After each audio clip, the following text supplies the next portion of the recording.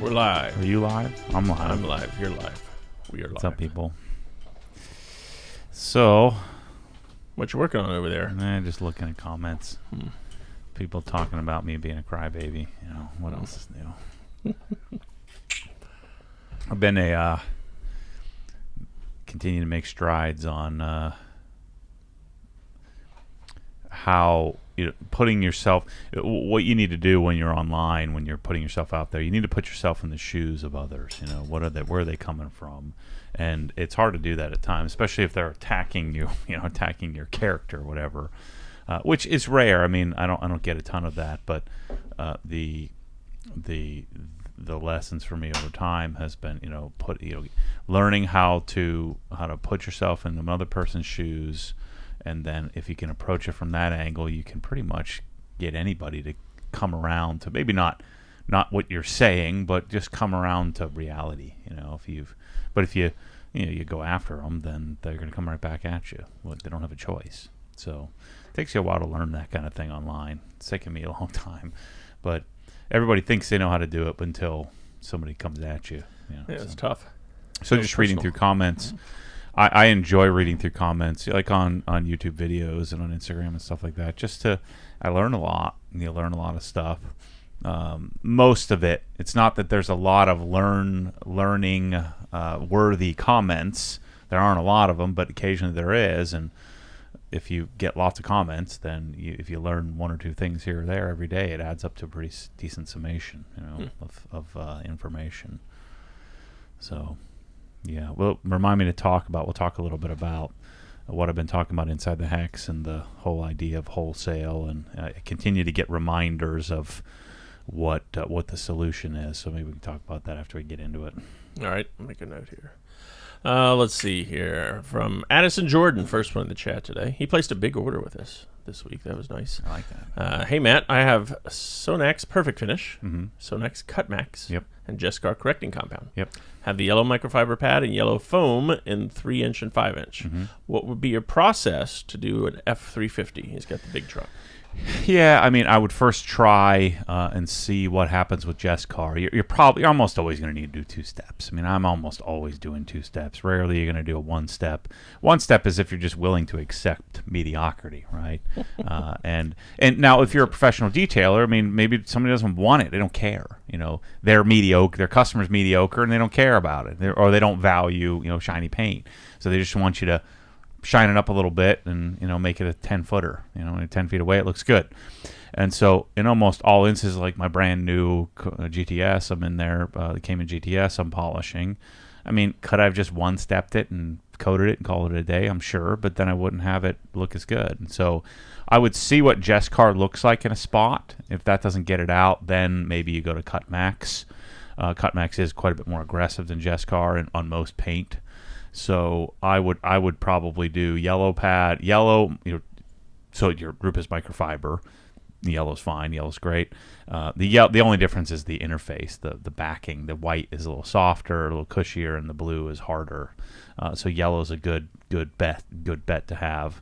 But I would do Jescar correction compound, see how it looks. If the truck is older, that's probably not going to be enough. Maybe you need some Cut Max, or maybe not. If it's like soft black paint, or just regular old blue paint or something like that, or white or something, then maybe Jescar will do the job. Regardless, it just depends on.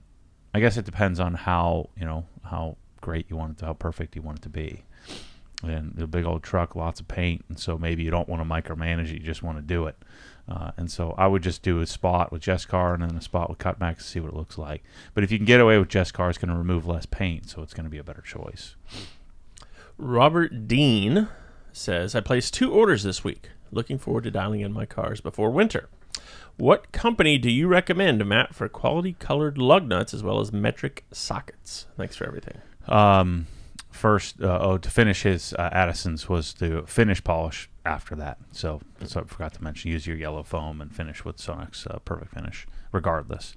Lug nuts are dependent on the car, so like on the Mitsubishi, no one really made stock. It was like a J-cup style, or I forget what they call the type of seat that the lug nut has, and so I had to buy some Amazon junk.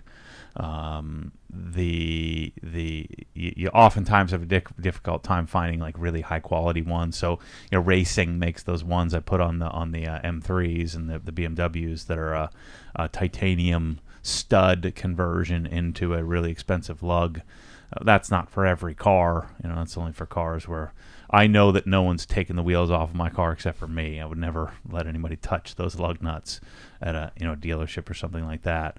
But generally, I just start Google searching, like if I had a Raptor or an F-150 or something, or if I had a Volvo, just depending on the car, on who's going to make lugs for it. And then oftentimes you're stuck with just some Chinese stuff off of Amazon, like black lugs.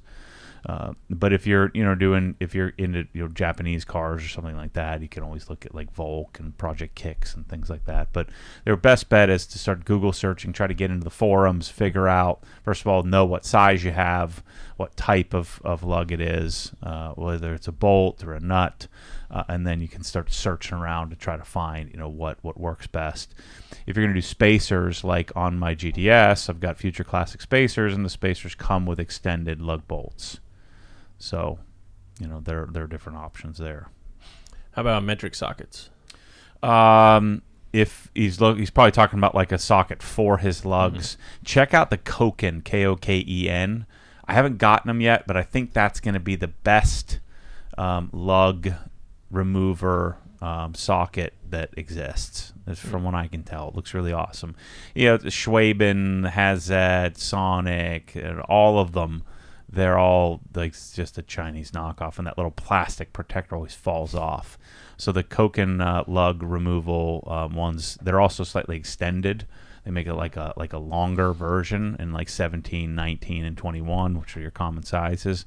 They look really interesting to me. I think you like this question. Zach here is not a fan of today's BMWs, at least the way they look. Yeah, me either. Yeah. So he says, okay, Matt, what is the 2023's equivalent to upgrading to an M3 if you're not a big fan of today's M3? Yeah, it's hard. I mean, you have the you have electric Model S, which I think is a great looking car, but obviously that's not not an M3. It's a different totally different animal. What's the Maserati called? Not Maserati. What am I thinking here? The Alfa Romeo thingy, that Quadra Formaggio, Four Cheese, whatever it is. Thing. Yeah. That one's cool because it has a really cool sounding, twin turbo. I think it's a twin turbo V6. It's Quattrofolio, the Giulia Quattrofolio thingy. 2.9 liter twin turbocharged V6. There you go. Yep. That's a cool car, but I think they're rather it can be problematic, and you would want to make sure you had an Alfa dealer somewhere near you. There's no manual option either. I don't think. I think that's only a paddle shifting. Mercedes is just as digital and goofy as BMW is. I think that the Mercedes, like the C63, I think they sound terrible. So I don't think that's a really great option. We just don't have really great. I mean, a lot of people like the Black Wing or whatever they call that Corvette, or that Corvette nonsense. The Cadillac with Corvette engine. It's basically a Corvette in Cadillac form. They're just really aren't. And then Audis. I think Audis look the best. You get Audi stuff like an S6, or an RS6. But they are all-wheel drive, and you go, unless you live in the north where you're going to be driving all year long and putting winter tires on it, it has no soul, and so the steering feel, I found that, I've always loved my Audis, loved the way it looked, loved washing them, loved, taking care of them, modifying them. I think they generally sound pretty cool, but then you're stuck with a understeering heavy pig, and it's just, they're so numb. It's that the BMW driving experience, even in the modern ugly looking cars, is so much better. So I think that the M5 is a better, like the current F90 M5 is, I think, the best looking. Now that's a little bigger than an M3 and quite a bit more expensive, but we just don't have it, man. Just not there. the F80 looks fantastic, and you can kind of get rid of some of the sound and improve the sound with an equal length mid pipe. So maybe you go back, find a low mileage F80, but I've just never been a huge fan of the F80 either. It's a tough game to play. I mean, if I had to have a sedan, it would be an M5. Because it still has normal looking grills, good looking car, makes decent sound. You can disable the goofy, in-car sound, makes like a trillion horsepower.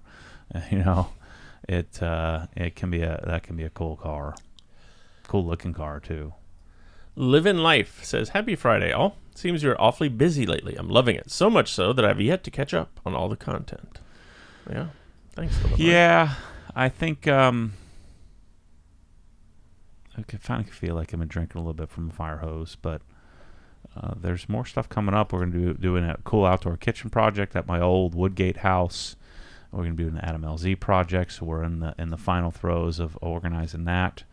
I think Scott is going to rent me his. I didn't know he had a darn Prevost, so I think we're going to be renting a couple of $1 million Prevost coaches. Oh, yeah. Can't call that an RV. That's a coach. Yeah. So that's going to be sick. And then part of when I go to Adam LZ's, I don't want to just make videos on just house stuff. I'm going to wash some of his cars, do some car stuff. We're also going to do. Scott wants to do a silenced Krensless system in his coach, we call it, in his RV or whatever. Silenced.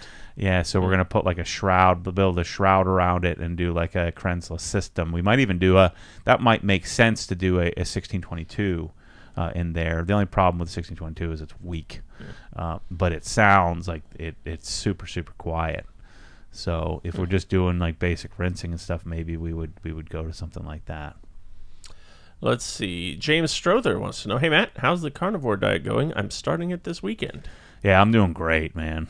I'm probably eating like 95% carnivore. Like last night I went and got some of the Taco Guy's tacos, which had it's like 95% meat and like just a little corn tortilla.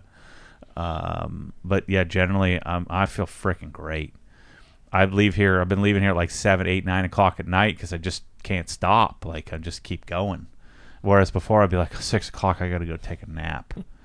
And then I had like last week I had a pizza, and then the next morning I woke up all anxious. I was fine. I felt okay, but I just felt super anxious. So the one thing that hasn't happened yet, so I've clearly been putting on muscle. But I haven't like gotten that. Maybe that's just part of being 40 plus. Like in the level of fitness I'm in right now, I should be able to push really hard, but I just can't. Like I just, you know what I'm saying? Like I can't like go. I feel like maybe that's just age. I'm getting closer to like decent fitness level. I'm expecting to be able to just take off. I can, run fast and jump high, and it ain't working. You're not 32-year-old Maddie anymore. That's true. Yeah. So I'm 232, 233, down from close to around 250, 240, high 240s, and but I feel like I'm doing it right. I'm doing it correctly. I would like the weight to come off quicker, but I think that I've certainly put 10 pounds of muscle on or so. So I'm thinking less about the weight. But the magic of the carnivore platform is that you maintain stability. And I'm at the point now where I'm starting to eat some fruit and stuff in between. And I had like an avocado the other day, and so I've been doing great. So I've been trying not to like obsess over perfection. Just remember, like the other night, like there's some Oreos in my darn cabinet. I'm like, man, I'm gonna feel terrible, and just remind myself, no, I'm gonna feel terrible if I eat this. Why do it? Which is hard to do because it's like feels so good when it's tastes so good. Yeah, when you make that first swallow, you're like, oh my gosh. Then you're like, well, I ruined it. Let's go for it. But then I like the pain and suffering the next day. It's not worth it. John Walters says, hello. Not related to this podcast, but I would like to send a huge shout out to Billy at Presidential Detailing. He responded to a question about the Twin Bush lift that he got from Matt. Nice. Yeah, good job, Billy. Yeah, I think Twin Bush is still bringing them in small quantities, and it's a German engineered, Chinese manufactured lift, which makes the pricing pretty reasonable. I wonder how much are they now? I'm sure they've had to have gone up in price. We just had such a problem. They couldn't supply enough of them. We had a huge problem with trying to get them. It was the scissor lift. Yeah, so they're still pretty reasonable, $4,800. That's what, maybe $2,000 more than it used to be. It was like $3,000 when we were selling them originally. Obviously, metal cost has gone up, transit costs have gone up, but and they have the ramps and stuff. It's a nice lift. It just, they freaking screwed me in that, we had to prepay to bring them over here, and then after like 2 years, they said, "Oh, we need another $40,000 because you haven't been paying duties and taxes." I'm like, we have like a 10% margin on these things. That doesn't work that well. I'm not paying that. Get out of here. Larry says, hello from Chihuahua. I got somebody listening from Mexico. That's cool. Alex says, good afternoon from Sacramento. I just placed my order the other day, and it shipped the same day. Super fast, and thank you. Do you have a better experience shipping with UPS versus FedEx? To me, I think it's more when you're a business, it's more of your local, the local employees, right? So, in my experience, I feel like FedEx may get packages together a little less rounded, a little less punted sometimes, but they don't have as big of a presence here locally. And so I made the decision early on to go narrow and deep with UPS because I felt like we would get better pricing if we chose one, because ultimately I'm passing off the cost to the customer, and I want the price to be as low as possible, so that way I can ship more, sell more stuff, have it be less of a turnoff. And so I chose UPS largely because of the local people, our drivers, and then the local staff. I found to be more engaging when I called them both when I first started the company, and they've been, pretty great support. I mean, lots of help with international shipping over the years, and then, we've had different rep upgrades over time, and then we had a long-term OG follower who was an executive who kind of gave us some inside scoop on stuff occasionally on what we would need, what would be the smart thing to ask, as you're writing a contract and that kind of stuff. So it's been UPS has been great for us, and then USPS is our small package backup. Eurospec says, happy Friday. Matt, did you order the iPhone 15 Pro Max? If so, which color? I'm deciding between natural titanium versus black. Yeah, I ordered natural titanium this morning. They're down to the trade-in isn't as good. I thought it was like $650 or something for this, and I think last year it was like $800 or something, or maybe high sevens. So whatever. But yeah, I ordered the titanium. I'm supposed to get it in like November, so it's gonna be a while. Let's see. Excited for those press-all stainless tips as well. Hopefully that will be the solution. Yeah, I think it's good. I think it's like, I don't see, the only thing that could be a problem is that the stainless is threading onto plastic. So if you're a dum-dum and do it, like some people dum-dums with their MTM bottles, I've never messed up the threads on any of my MTM foam cannons on the bottles, because you're threading a metal head onto a plastic bottle. So the only thing I could see becoming a problem in the future would be, you're dealing with threading metal onto the plastic shaft of the plunger. But once you get it set, you really only turn it like maybe an eighth of a turn to adjust. And then generally speaking, when I get it set up, I don't touch it ever. I think at first I'm like, oh, this looks kind of goofy, but the more I look at it sitting on the shelf, I'm like, that looks pretty sick. I think it's going to be the solution. I don't know what it costs, so we're about to find that out next week. Let's see. Flex BMW says, good afternoon, Matt and Chris. Do you have any plans on stocking the built hamper stuff anytime soon? Winter's right around the corner, and I do need to stock up on some touchless. Working on it.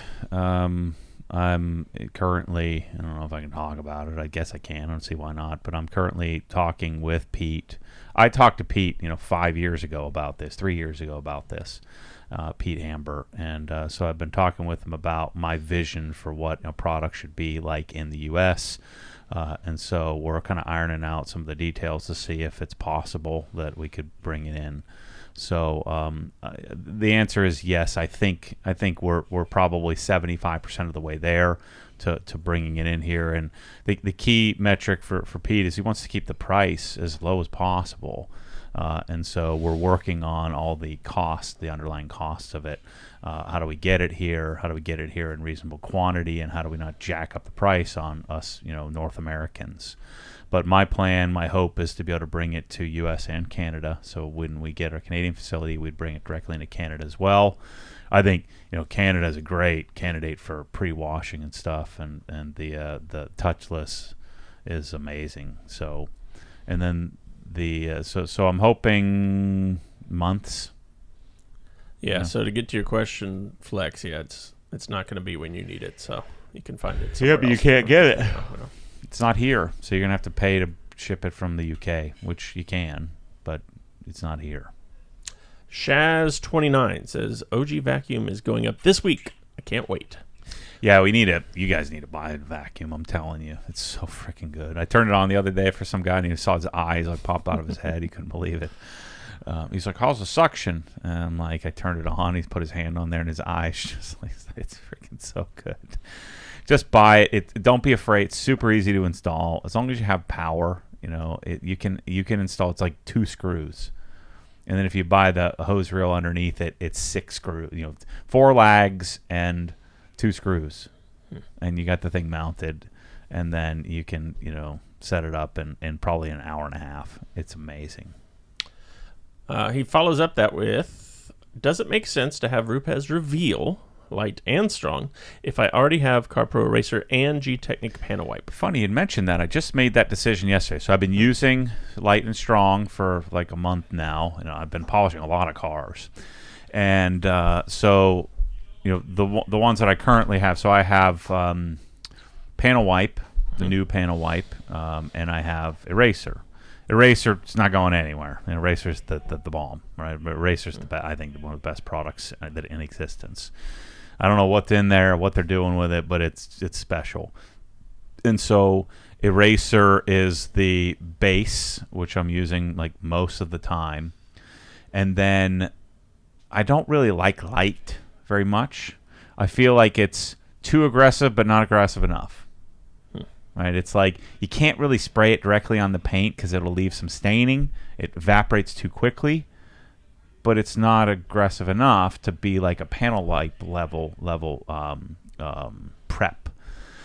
And so what really solidified it is I was cleaning the wheels from the Cayman, and so the Cayman had all the orange dust all over the wheels, and they're black, they're satin black, so it had dust all over them from delivery. And I wiped it down, or I did a waterless wash on it to wipe it off, got some of the rust off. Eraser barely touched so the rust was it wasn't etched or anything, it was just not coming off. And so I'm like, what, let me grab so I did Eraser like 2 or 3 times on one wheel. I'm like, this isn't working. I grabbed Panel Wipe, kind of worked. And so let me grab the strong, the Rupes Blue Strong, and so I sprayed it. I definitely don't spray that on black wheels. You just freaking ruin them. But I sprayed it on the towel, and it wiped. It wipes and flashes like instantly. So it's not a great product for spraying directly onto anything. You want to spray it on the towel because if you spray it on something, it evaporates before you even get the chance to wipe it, which then can cause some damage. I've found. So I think the combination is Eraser as your base prep. You're going to use Eraser all the time for all different kinds of stuff, and then use and have strong. So we're going to make that transition. We're going to have strong in the store, and we're going to replace Panel Wipe with strong, and then always suggest so strong is what you'll use when you're doing something like that case where I need to get something off. And it's not coming off. And I wish I would have videoed it. I didn't.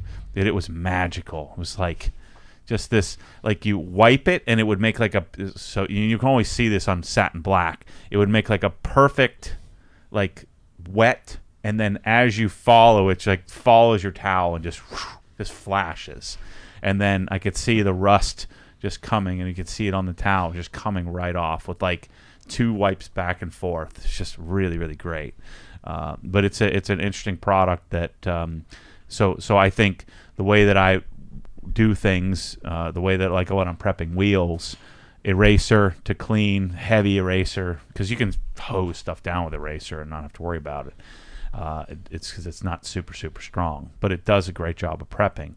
And then I follow with that spray on the towel, strong wipe, and then I'm ready to coat. It's a pretty awesome combo. It's a great question.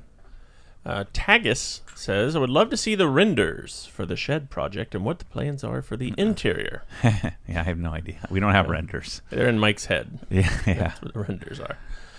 Let's see. Do you think the feeling we get, Joseph wants to know, when driving a GT car in the mountains is the same feeling that normies get when watching the game and drinking a six-pack? Or are people like us just capable of a higher tier of joy? Yeah, I don't know. I hope that everyone has something that gives them that kind of joy. Like, I don't like a lot of people like the aggression and the adrenaline rush of like going to the track, but I don't even want that in the mountains. I just want to smooth and fun, and like, have all the senses firing. So yeah, I don't know. Mark Franz says, I'm looking at converting over to the Prevost industrial air fittings. Okay. I will need to replace all of my male existing air fittings as well, correct? Yes. So you replace the coupler, which is the female part, and that's the receiver of the fittings. And then if it's industrial, like if you have like Home Depot or you have like regular, industrial, if it's ISO 6, so if it's the ISO standard number 6, which they call industrial standard, then the Prevost will still accept a regular.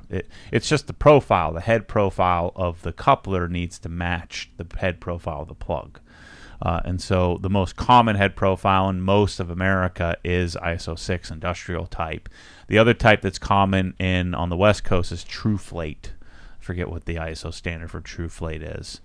But generally speaking, in the U.S., there's the Japanese standard, there's Euro High Flow standard. So I think there's 7 or 8 different standard type fittings. I've adopted Euro High Flow because it's the most efficient. But generally speaking, unless you had a TrueFlate type fitting, most of the time, or if you have a bunch of European tools that came with a plug, most of the time it's going to be an industrial fitting. It's going to be an ISO 6. But the plugs are like $1.20 a piece, so I just buy a 20 pack and replace all your tools, and you'll have nice fresh, and a nice fresh connection to your Prevost couplers. He says at the end here, for whatever it's worth, I do not have high flows currently. Yeah. So he probably has the right couplers on all of his fittings already, so they will fit, or on all his tools, so they will fit. But it's not really expensive to replace it all. Steve Rose says, will you be testing the Active 2.3 soon? I don't know. I don't know much about it other than we talked about this on Facebook a little bit. It's eerily similar to what I showed them when I think that the what a pressure washer should look like. So I don't know how close James is to making that thing. But yeah, I would think they'd send one to us. Steven says, hey, Matt, I think you answered this question recently, but I couldn't remember.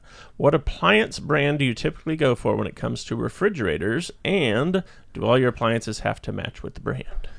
No to matching. I think you choose the best product for the best whatever task you're doing. Refrigerator, generally the general standard would be Sub-Zero. I mean, you can't go wrong. The problem with Sub-Zero is they still haven't caught up to production. The other one that's really awesome looking is True. So True, TRUE residential, but theirs is like $50,000. They used to be like 10 or 12, but with supply chain issues and inflation, I think they're still insanely priced. So that kind of weeds that out. Even I don't care how much money you have. There becomes a point of the diminished returns are so diminished that it's not worth it. The one I'm going to be trying, so stay tuned for the Adam LZ project, which I'm interested in putting in my own house, is the Folger Milano, and so we're going to test that out. I think was it Thermador makes a decent fridge, and then another company's Perlick. Perlick makes awesome refrigerators.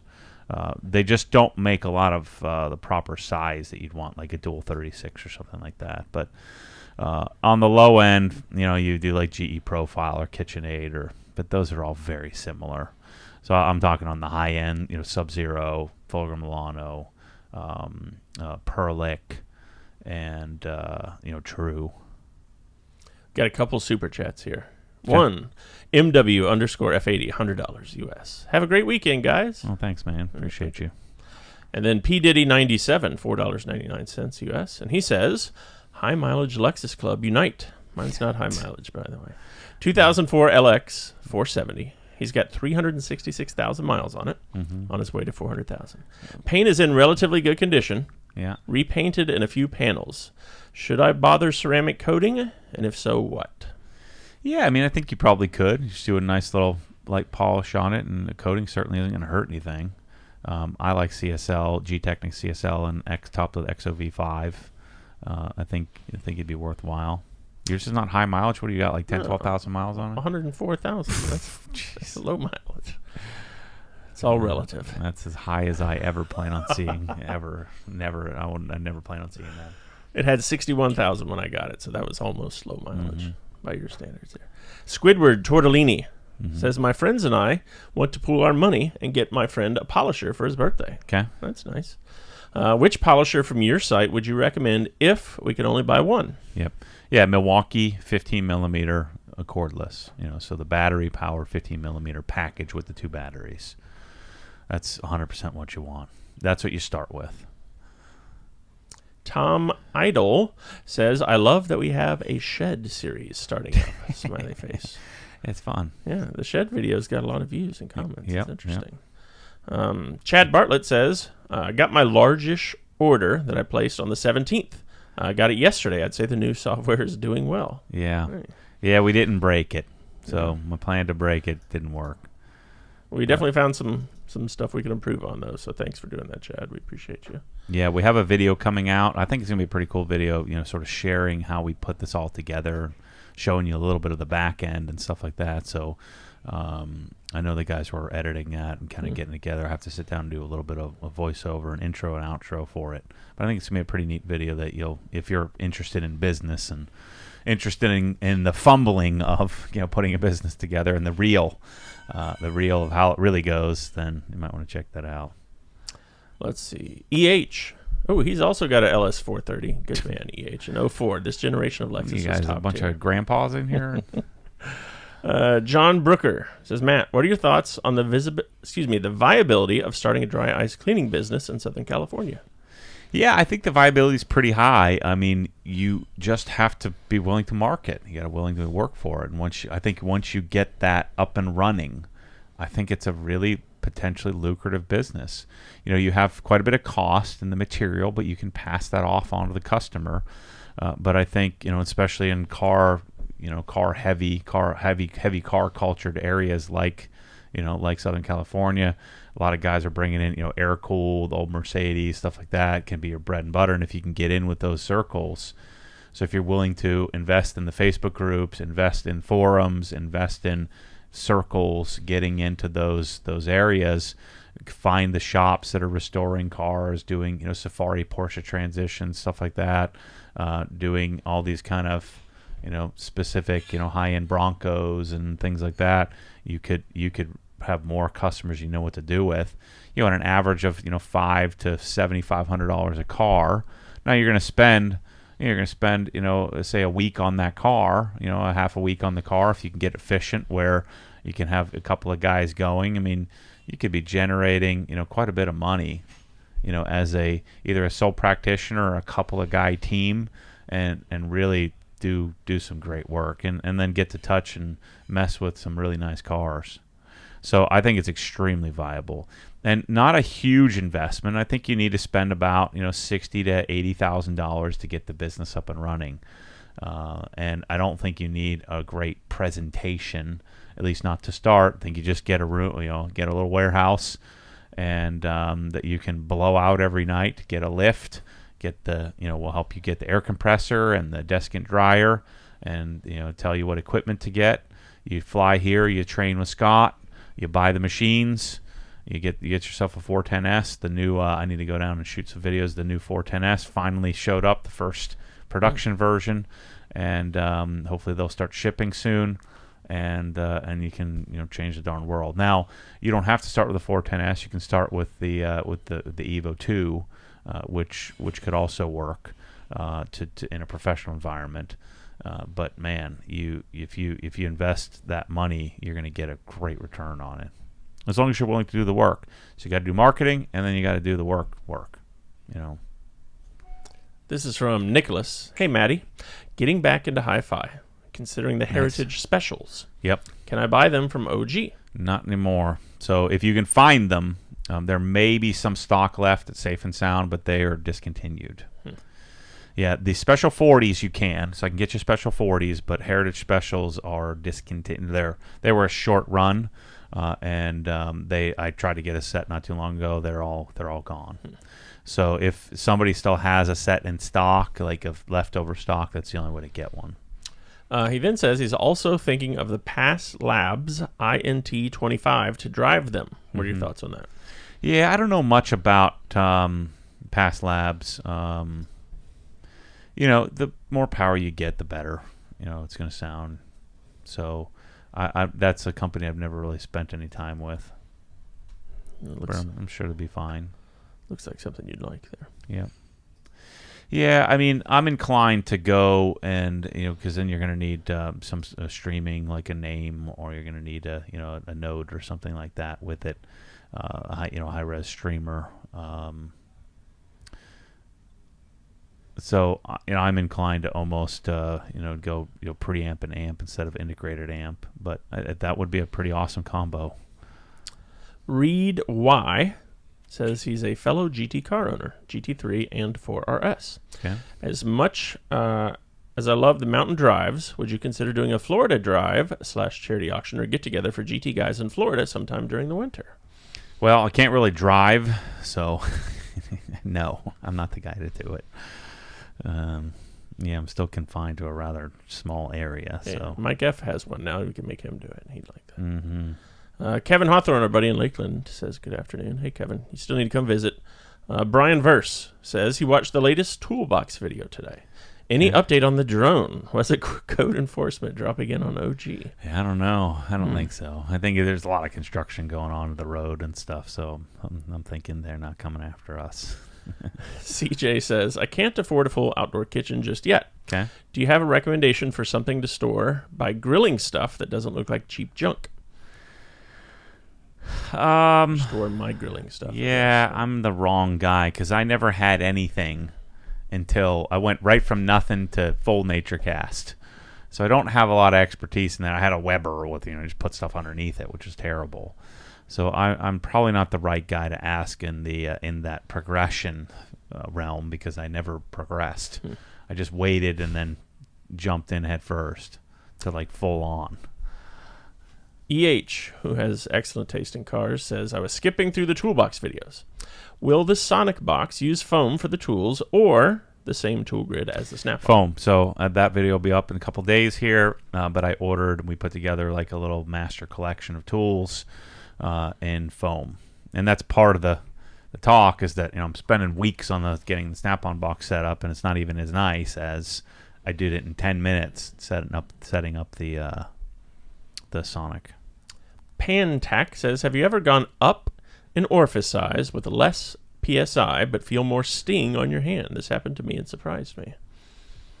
Yeah, he's talking about shrinking the orifice size. I mean, what does he mean up? I don't know. I think going from a 1.25 to a 1.5 maybe. Well, no, he's talking about like on the gun, like okay. the pressure washer gun. You go from 4.0 to 3.5. So if you went down in size, so down in number, you would increase the pressure. And you can't just you can't just put whatever size you want on. You need to check how much amperage draw there is, and you only have a little bit of leeway. There's theoretical, and then there's real. So I think that you need to keep that in mind, that I can't just throw like a 1.0 nozzle or a 1.5 nozzle on a Krenzla and then I'm just going to get 4,000 psi. That doesn't work that way. So the pump actually puts out, based on the electric motor or the gas motor, puts out a certain amount of flow, a certain amount of output on the head of the pump, and then you can adjust that to some extent with the orifice, the size of the orifice, but you only have so much leeway you can work with. Jeffrey McNall Jr. did not appreciate our being on time today. He said this is one day he's running late, but we're actually on time. You'll catch up, Jeff. Matt, what do you think of the G87 M2? Jordan wants to know. Yeah, I thought it was going to be, it had real potential to look cool, but and then seeing them in person, everybody's right. It's pretty terrible. It's just big and bulky and heavy, and I mean the aftermarket's getting after it and making it better, but I just don't have an interest. I thought I would, but yeah, it's not for me. Detailing Garage wants to know, what are your thoughts on Tecton? Yeah, I was pretty interested. I mean, they seem pretty nice. I think they have nice designs. They have a nice style. I'm sure the tools work fine. Their toolboxes are interesting because I'm pretty sure they're made by Rousseau, which makes amazing cabinetry. It's an interesting company. I reached out to them about maybe being able to offer them on the low end, build like a base package of tools, and they're pretty heavily just direct sales. So I don't know, but I mean, I'm not in love with the tools, but they're kind of nice. And what I kept coming down to is that, well, if I'm spending that much on Tecton, I can kind of get Sonic pretty close to a similar price. Maybe if I spend like 50% more, I can get Sonic, and I think the Sonic stuff is quite a bit nicer. Our buddy Brian Deal out in California says, afternoon, guys. Maddie, I hope you have a great weekend. Oh, thanks. Going to go to a football game, Ryan's football game. Got to change the oil in the Raptor. Got to wash the Rivian. Got to wash the Evo. Got to wash the E36. Got to wash the Raptor. Lots of washing talks. I got a lot to do. I'm probably not going to do any of it. I'm going to watch football all weekend. It's been great. Sal C says, the clear coat on my O2 Tundra is just barely starting to fail, despite being coated and well-maintained. Is there anything else I can do to prevent it from getting worse? Nope. You just have to repaint it. Once it goes, there's not much you can do. Ryder says, are you guys still looking for a garage designer? I know it's been a while, but it's something I've been considering. Have a great weekend. No, not at the moment, but I'm sure we will be at some point. Jeffrey Hutchin says he can't wait for his Griots fill tops for his gallons. I need to get all my gallons set up. Another super chat here from Addison, $9.99. Hey, Matt, what marker do you use to mark your OG nozzle? I'm stuck on going to college, but my parents have a very successful business. That's what I'm doing right now. Do you think I should still go to college? The first marker. Wait, I'm like, what? You made a right turn in there. Sorry. I used a paint marker. Even that kind of comes off, so you have to do it, pretty regularly. But so I used like a Sharpie paint, where you plunge it and then you get paint, and so it's a permanent paint solution type marker. All right, second part here. I'm stuck on going to college, but my parents have a very successful business. That's what I'm going to do right now. Do you still think I should go to college? Yeah, I think so. I mean, you'll come out of it learning how to problem solve. You'll learn how to execute, how to get something done. I'd be inclined to try to do some sort of continued real world business type stuff while in college. And it'd just be a great experience. You'll grow up a ton if you know what it's like to execute, to finish. And then if you do have that fallback where you know what you're going to do, I just feel like college, like, don't you think, like, if you could have gone to college and you knew what you're going to do, like, it would be amazing. Oh, yeah. I feel like I have that dream all the time. Like, I dream that I'm 20 and I have this business doing, tens of millions of dollars, and, like, I just kind of go to college, like, and I get to take the classes I want. Like, I'm not going to slack. I'm not going to waste my time. I'm going to execute, but I don't need to, I feel like if you knew, you'd have the world kind of figured out a little bit more. and then you would take classes and you would get out of your classes what you need to get out of it, rather than just going because you're supposed to go. I think that would be important. Yeah, so here, this popped up today, so that's me doing my internship in college right there. Look at that guy. Wearing a tie and everything. Oh, yeah. I was the only freshman doing an internship, turns out. Yeah, I never did an internship. Yeah, I did a couple. Yeah. My grades were too bad, I think. I don't know. I never really tried. I'm like, I don't want to get an internship. That's dumb. I want to sell speakers, sell some TVs. Yeah, so I think I would absolutely still go. Definitely. Yep. Then you have option. I mean, if you have the option to go, you should go. Yeah, but major in something useful. Yeah. Major in, I mean, what if you're getting it into if you're going to go into business, I would major in accounting, 100%.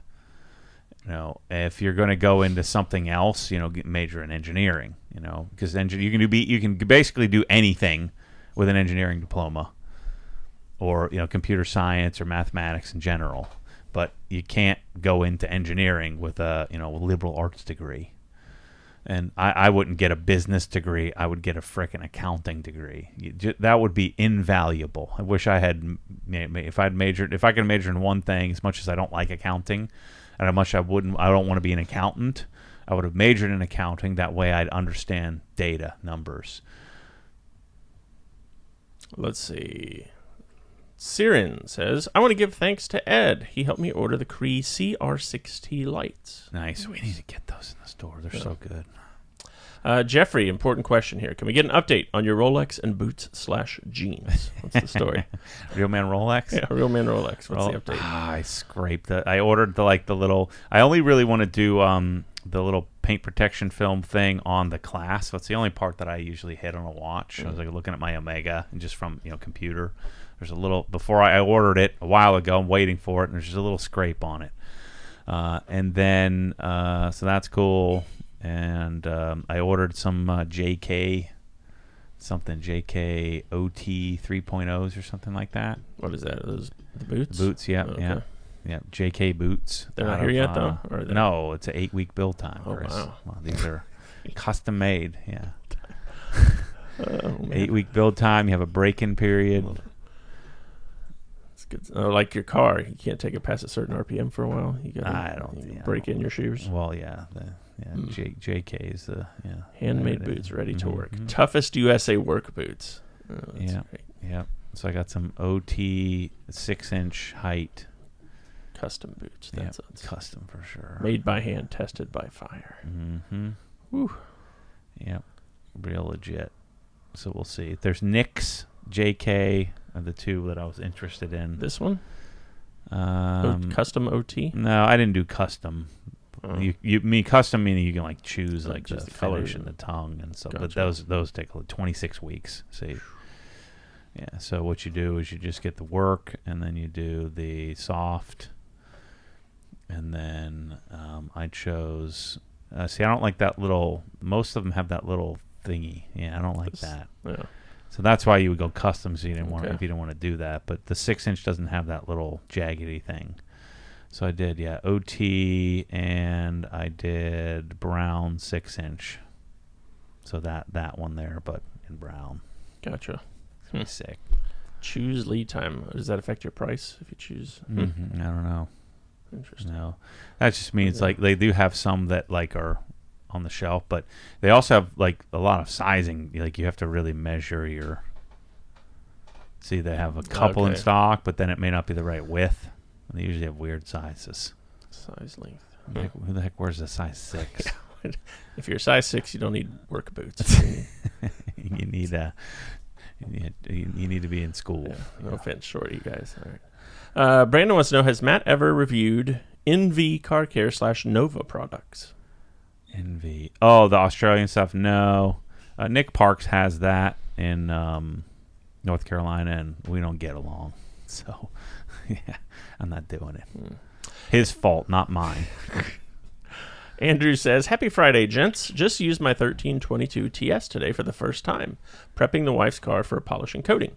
It's a vast improvement over my previous active VE52. Yeah, that is a big jump there. Yep. Nice, Andrew. Hadi wants to know, what's the OG bedding of choice? I've been working on that for a while. We talked about that last week. It was Front Gate Hotel Collection, I think. And, for that and towels and stuff. Yeah. Yep. Dub VR6 NOS says Cox hose reel backing plate on back order. Yes, although he did just ship us some yesterday, so next week they'll be back. Joe38G says, "What's up, guys? Checking in from Berlin, sporting some OG gear around Germany this week. Excellent. That's our Joe G. That's who it is. Sorry. Nice, Joe. He's running a marathon over there in Berlin. Yep. Very cool. Are Cox hose reels around, or is that something that's going to take a bit? Depends on which one, Tom. So most of them, even all of them, they're rolling in all the time. Yeah. So you're not talking months. You're talking days or weeks generally. Our buddy Dan from Minnesota. Happy Friday, OG crew. Thanks. Got the reel, but not the backing plate. Yeah, it's coming. Will Ryan ever drive your cars when he gets his license, or will you be getting him the legendary 2003 Accord? I don't know. We'll see. We still have 4 years to go. 3.5 years. So a lot could change between now and then. So I don't really think about it. He doesn't really seem to care that much, at least not yet. Let's see. Jeffrey McNall Jr. says, "How do you like that XO version 5 over the old?" Oh, it's great. I'm halfway through the GTS now, putting on. I was just thinking about how much better it is. It's great. Goes on, looks great, looks very wax-like, wipes off. Amazing. It's great. Amazingly. Yeah, I highly recommend it. All right, let's see. Fro says, "I'm thinking of purchasing a few vehicles I would like to own and then renting them on Turo to help offset the upfront cost. Do you feel it could be a good way to do that?" Well, the first lesson I learned is that most insurance providers won't allow you to do Turo, so keep that in mind. Do your research beforehand. Make sure that they will allow you a option, like State Farm said. If we do that, you're dropped. So even though Turo has their own insurance attached to it, so you need to do some research on that. I think you'd probably also want to consider, owning them in a business, so creating a business, which means then you would need commercial car insurance, which might cost you quite a bit more. So I don't think it's as simple, especially if you have any assets, like if you have things that matter that somebody could take from you. I think you need to create a company, an LLC, own the cars. I would almost want to own the cars individually in all their own companies, which means you'd need multiple insurance policies. And so I would head down the insurance route and dig into that first before you just assume that Turo, like I did, like it'll be super simple. Let's see. Reed says, "Good to see you swapped out the Viper chair for a Herman Miller Aeron. But is Matt still in a Viper?" Yeah. Yeah, he sits in it during the podcast, but he switches it around so the back is on front. I'm giving a lean on something. Jose says he's about to polish a white vehicle. Does the two-step approach still apply, as it's very difficult to see defects? I think so, yeah. I mean, I love polishing white. It's my favorite. I was reminded with the Cayman how much I liked just base white. It's great. Let's see. Oh, here's a good one you'll like. Steve Rose wants to know, will you ever have reviews for products in your store? No, never. Freaking never. Why would I want a bunch of idiots who I taught about the product talking about the product they don't know anything about? It's so dumb. And you need to stop reading reviews, because you're reading it for people that are dumb.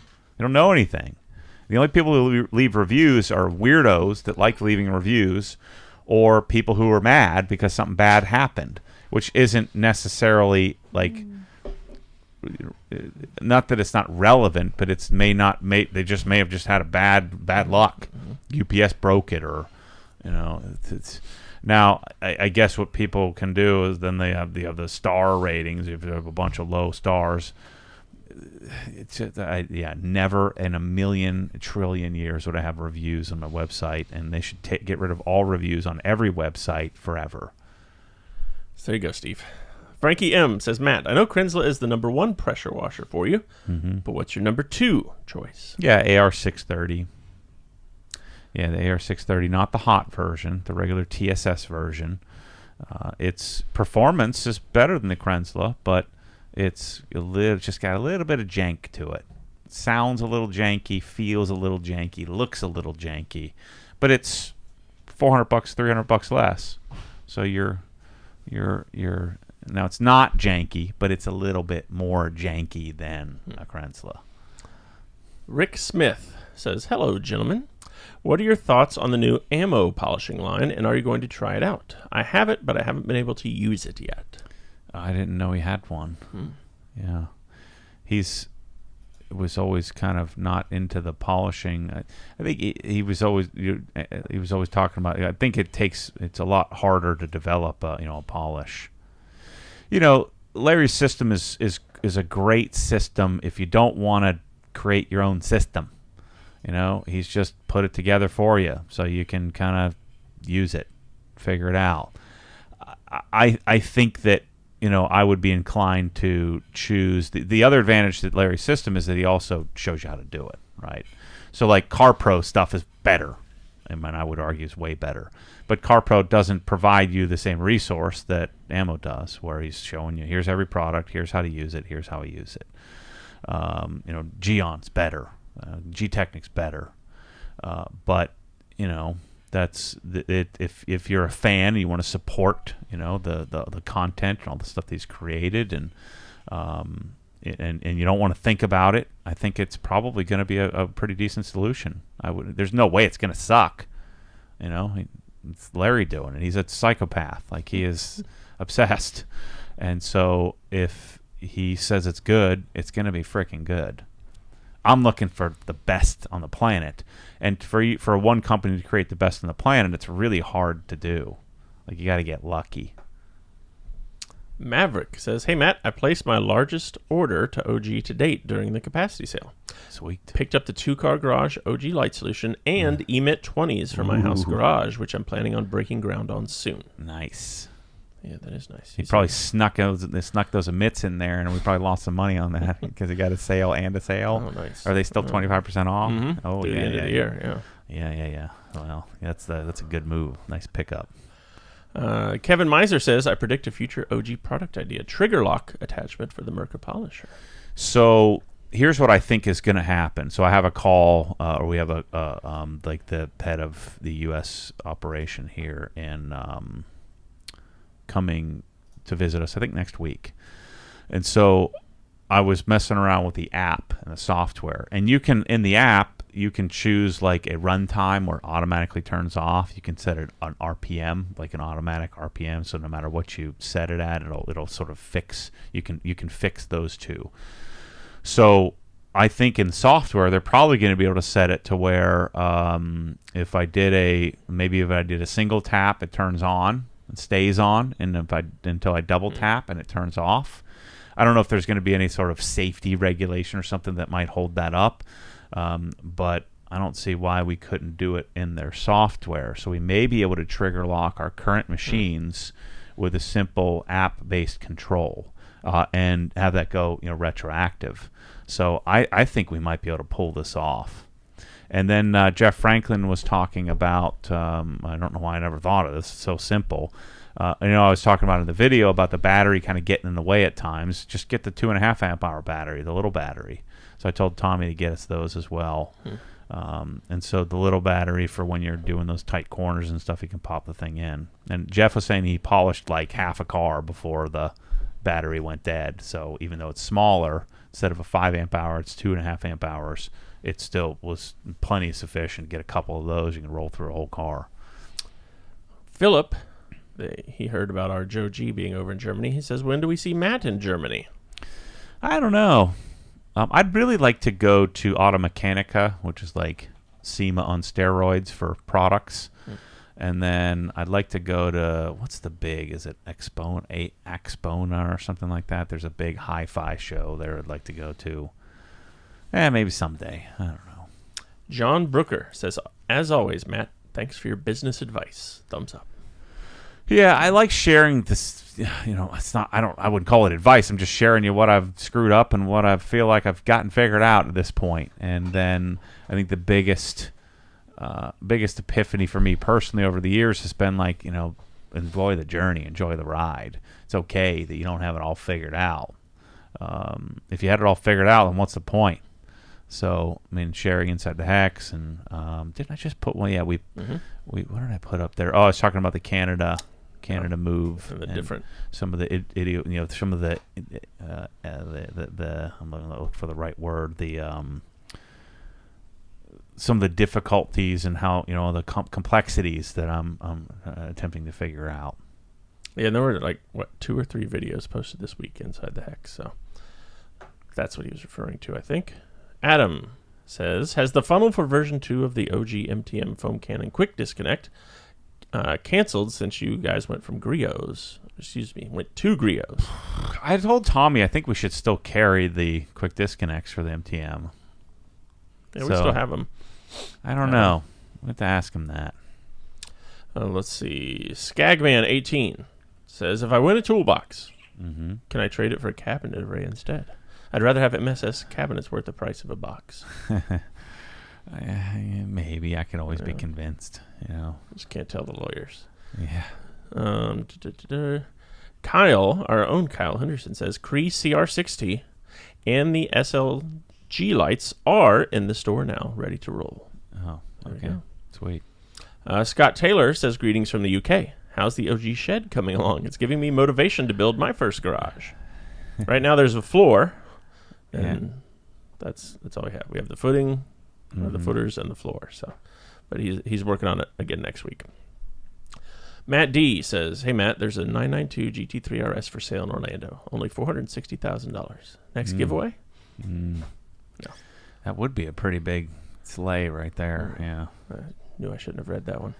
Pantac says, and this is the guy who asked about the orifice earlier. I went to a larger orifice, 2.5 to 3.0, same degrees, and I feel like I had more sting on my hand. I thought it would be the opposite. Yeah, it would be the opposite for sure. You would have less pressure and more flow. Flow can, push more water out, so you're feeling more water but less pressure. All right, let's see. Michael Brett says, hello to you both. Matt, do you ever use any of the other P&S products, like paint gloss? I've had pretty much all their stuff. I haven't spent a lot of time with it, but no, I hadn't messed with that. Generally, so this is a little bit of a cop-out for me in that, Anthony from the Rag Company has obsessed over all of that stuff, and so I oftentimes will wait for him to do the work, and then I'll know if something is transcendent, and then knowing that then there's another filter. If he likes it, there's a good chance I still ain't gonna like it. But we actually have something really cool coming out. You guys are gonna think is freaking sweet. Well, some of you are gonna think it's sweet. That the Rag Company that the Rag Company invented, if you will, and we're gonna have coming out here in a OG version. It's gonna be sick. Dragon43 says, which schools did you apply to or consider going to other than Villanova? Was UPenn ever an option for you? No, I didn't have enough extracurriculars and good enough SAT scores to go to the University of Pennsylvania. I applied to Lehigh, Bucknell, which are both great engineering schools, Pitt, Penn State, and Maryland. I don't know why. I loved Maryland basketball. That's like the Steve Francis years, and I had a Maryland jacket. I was like, I want to go to Maryland. So I got into Maryland. I got into Pitt. The only place I don't think I got into Lehigh. I think I got waitlisted on Lehigh, and I was going to go to Pitt if I didn't get into Villanova, and for some reason I got into Villanova, which is now darn near Ivy to get into. So I wouldn't get in today. Well, I wouldn't have got in with the grades I had then today. So Villanova was my first choice. If I didn't, I was set to go to Pitt, and that's where I was born and grew up. And I think that would have been a really cool experience to go to Pitt. But and Pitt had a great club volleyball team as well, and it would have been cool to go and live in the city and be a part of Pittsburgh. I wouldn't be surprised if I had made that choice if I'd be in Pittsburgh today. Ira Updike says, hey, Matt, I wanted to say thanks for my first and biggest order from your company, but unfortunately one item was missing, the OG Mosmatic Swivel Sprayer. I did submit a request with a picture. Yeah, sorry, Ira, that happens sometimes, but we'll take care of that for you. Joey says, the Merca is legit. Thanks for bringing it to everyone's attention. Yeah, I mean, I'm not the first that I just don't understand how anyone bought it was not shouting from the treetops. It's the freaking best thing ever. So maybe it just took me to come in 2 years late to the party and say, all right, idiots, this thing is freaking fantastic. I don't see how you could use any other 3-inch ever again. I'm like damaged for life now. The thing is amazing. BH. Any update on the Built Hamburg products? We talked about that earlier. We're months out from that, yes. Can't wait to see those products in the OG store. Also, thanks for getting the Griots interior cleaner in the store. Great product. Yeah, it's fantastic. That's this one, right? Yeah. And do you pronounce it Griots? Yeah. Okay. That's how you pronounce it. All right. Not how I've just heard it a pronounce couple different ways. Anybody who says it differently is dumb. They even put it in the box, like it's pronounced how to pronounce it. Greeots, or OHS or whatever, however they say it. Yeah, Richard Griot. Griot. Yeah, Griot is his last name. It's not Griots. Griots. It's not Griots. Whatever you're saying, it's Griot. Griot. Let's see. Dragon 43. Is the best way to wash a truck or large SUV with a step ladder? Microfiber Madness doesn't make any sort of pole extension for cleaning the roof? ? No, I think the best thing is to get one of those platform ladders, that run kind of down the side of the truck. In a perfect world, you'd have 2 of them, one on each side. Then you got to put them somewhere. That's quite a bit safer. And then I know some guys like either they have like grip tape on or put some grip tape on the thing, and so you don't slide around all over the place. Eddie wants to know, hey, Matt, when will the new OG drying aid come out, and what's the biggest differences between the old one and the new one? I don't know, and I don't know. So I'm still working on that. That's an easy answer. Yeah, I don't know the answer. I've got a bunch of washes to come up that I'm looking to. I've got 2 gallons of the new stuff, and I've got to wash a bunch of cars to test it out and see where I'm at with it. All right, let's see. From Spencer, our buddy up in the Dakotas. With regard to his business, hey, Matt, we used to detail and tint cars and make about $30,000 a month revenue. Mm-hmm. Now we do agriculture and are raking in $85,000 a month. Mm-hmm. Issue is I now have to pay $106,000 in taxes and looking for accounting advice. Oh, yeah. Well, what's the math on it? So he's making he says $960,000, so $1 million in revenue, right? Mm-hmm. And to pay 100 G's in taxes is 10%, so that's not a whole heck of a lot. Yeah, I'd take that deal. Yeah, that's a pretty darn good deal. So you must have some expenses and stuff to help net your income down pretty substantially. Yeah, I mean, one of the things that we do here, I don't want to have the day when the audit comes that I'm like sweating bullets and stressed out and ready to have a heart attack. So, like, I'll give you an example. We did the outdoor kitchen at my house. We did the lighting system, Lutron, in my house. We did the closet systems, all of which we sell, all of which is a bunch of frickin' nonsense that it's not a demo or a showroom. And my accountant talked me out of deducting that. It was a difference of I'm paying like, $20,000 in tax because I'd done all these improvements to my house. I shared it with you. I built it on the website. We took photos of it. It's clearly... I generate $0 without me doing that stuff, right? Same thing with my cars. You can make the argument. Nothing happens with Obsessed Garage without that blue GT3. Nothing. So why can't I deduct that? Well, it's in my house. Eric said, well, if you build a barn out back and live in that and say your house is that, if it's not your house, then we can do it. But it's your house. And even if it is your house, they'll still might disallow it. So I would urge most people, don't use your business as a piggy bank. That's where you can make a big mistake. Always have a defined reason. Even in that case, I could have chosen to say, hey, here's my case, knowing that I might lose that, but I'd have a chance. So you want to figure out what your risk appetite is when the audit comes someday. And they hired 100,000 IRS agents or something. So your odds of audit probably went from 2 or 3% to 5 or 6%. So you're gonna have a much higher probability of being audited, and having things disallowed, and having to make a case. And so I chose in the very beginning. I'm always gonna take let's take the conservative approach on this. I'd rather pay it now than to have someday owe millions of dollars in back taxes with all kinds of problems, and that's how you end up going to jail.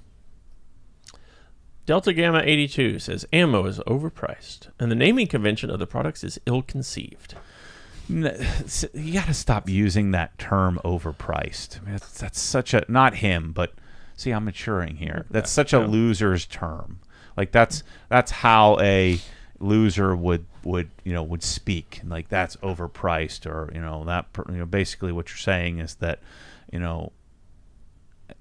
you're saying it's too much money, like you don't have enough money for it, is really what everybody else is hearing. So when we use that term overpriced, now remember, he's not McGuire's. He's making it in smaller batches. He's not making it, so he's having it blended. So he's having to buy it from another party.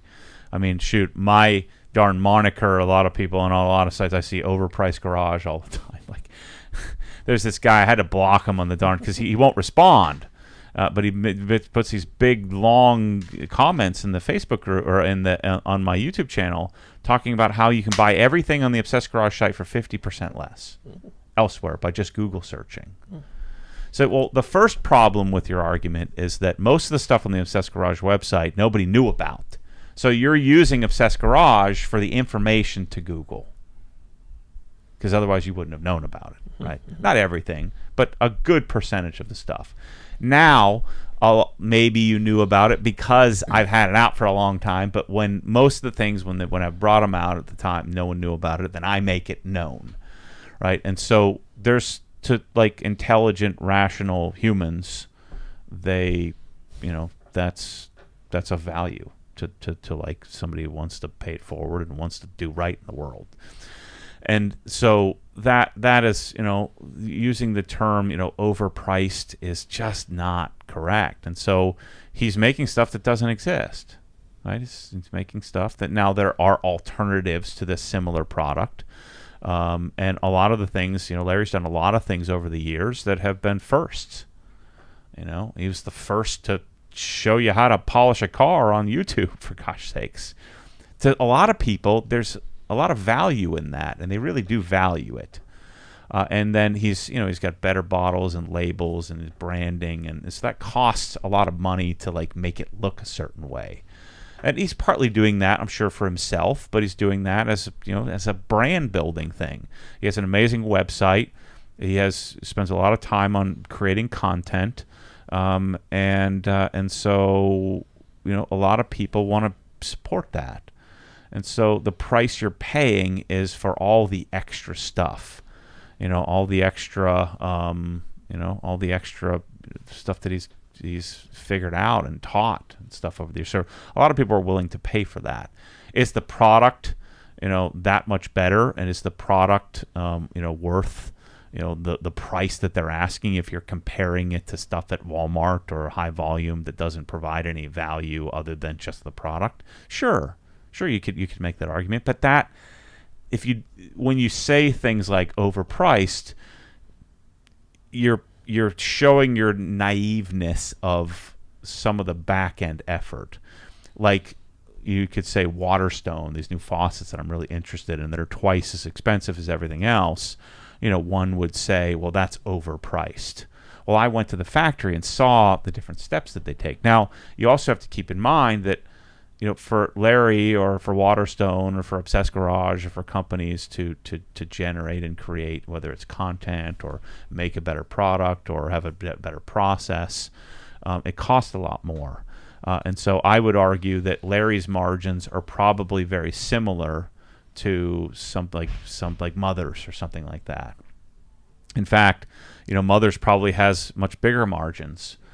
So they're actually probably much more overpriced, if we were using that term, because they're making more money on their product because they're not spending money on marketing. They're not having camera crews. They're not having to build an amazing website. They're not doing any of that.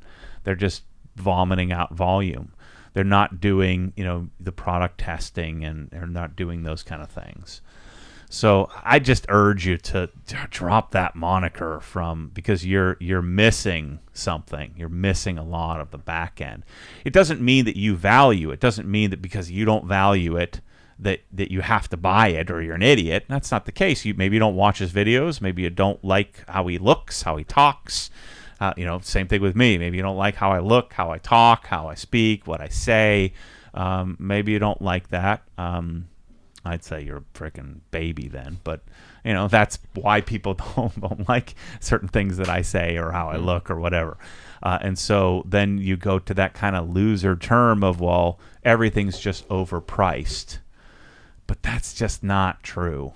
In fact, most of the things that you would deem a value are actually, if you were using that same metric, overpriced because they're not producing something that's the same. It's not like for like.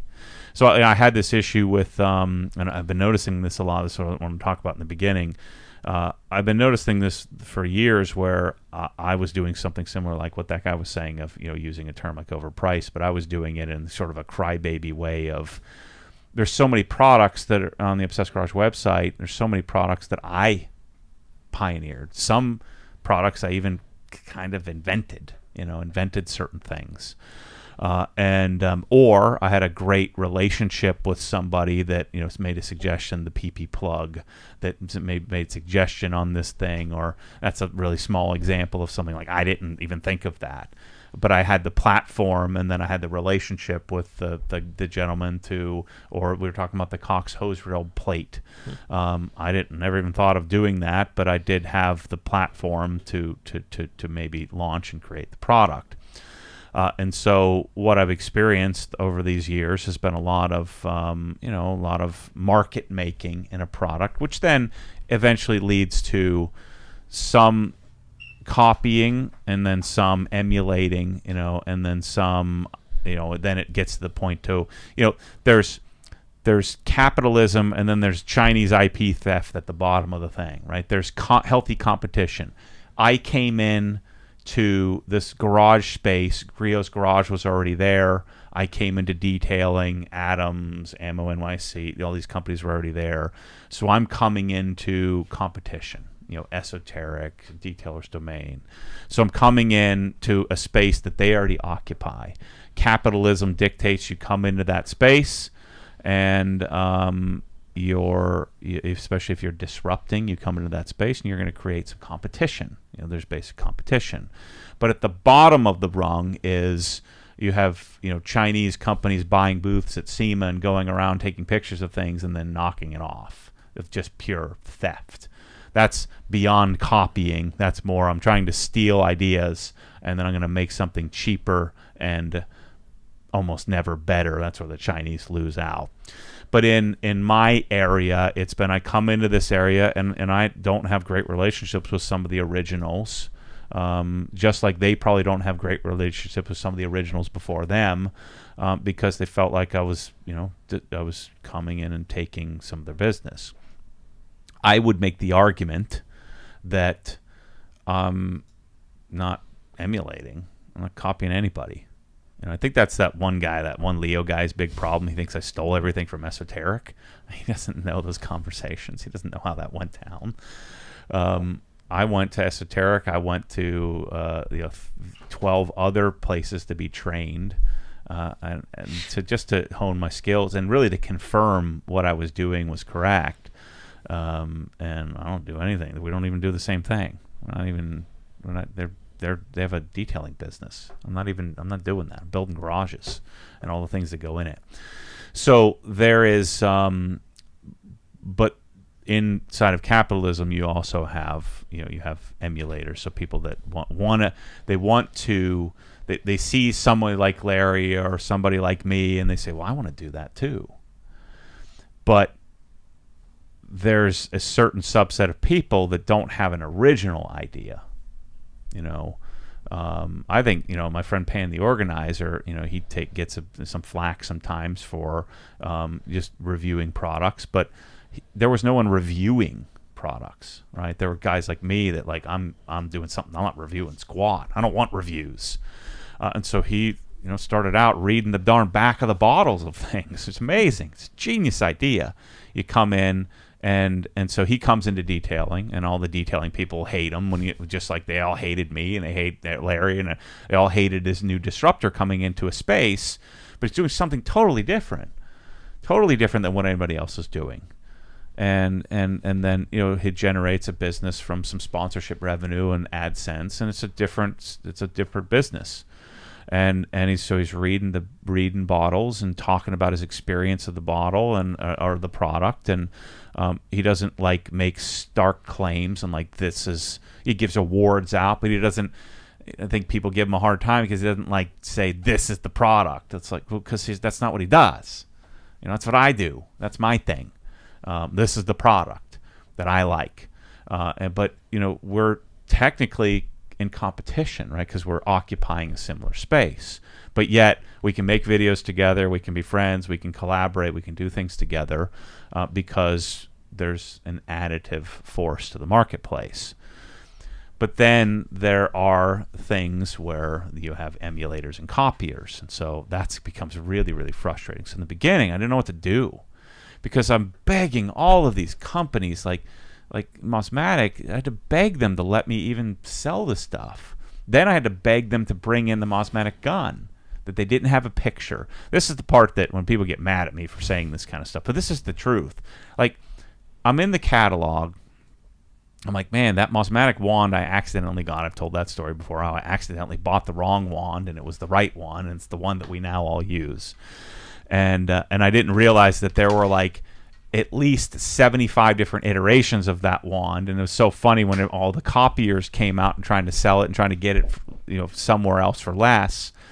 They would order the wrong one, and then they'd call me and or email me, how come this doesn't work? I said, well, because you ordered the wrong one, Dumbo, because there's 72 different combinations of this.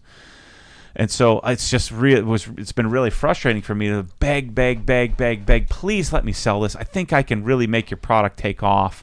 No. And then when they finally say yes, then they say yes to everybody. Right? It's like, well, shoot, this guy's doing great. Then everybody should be able to sell it.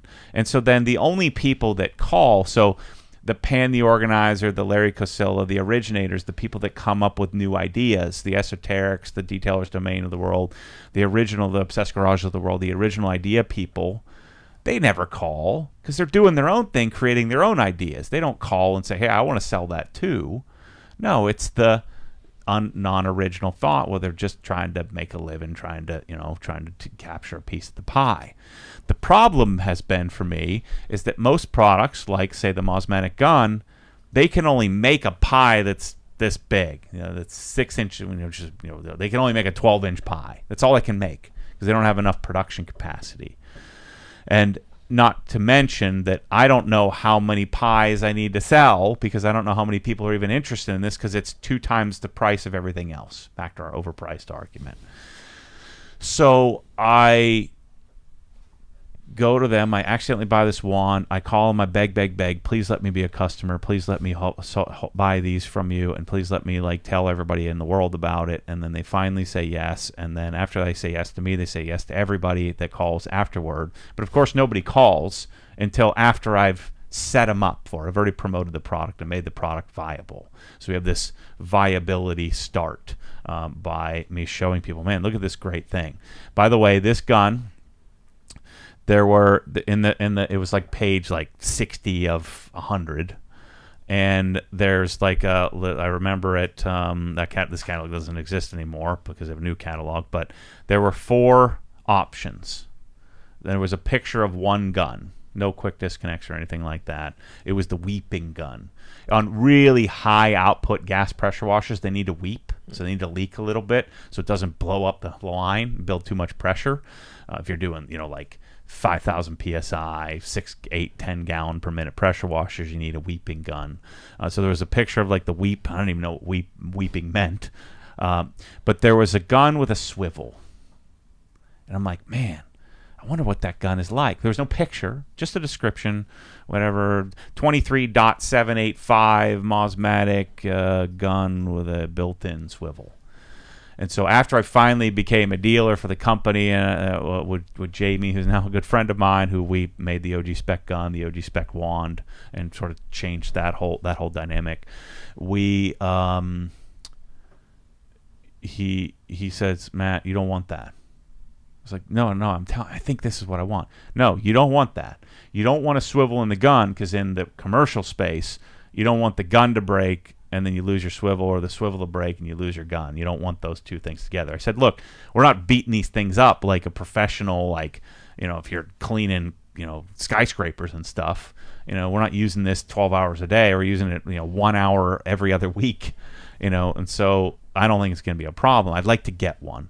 Well, we don't have one. What do you mean you don't have one? Well, we've never made one. We don't make that. Like, no one buys that. We tell everybody not to buy it. Okay.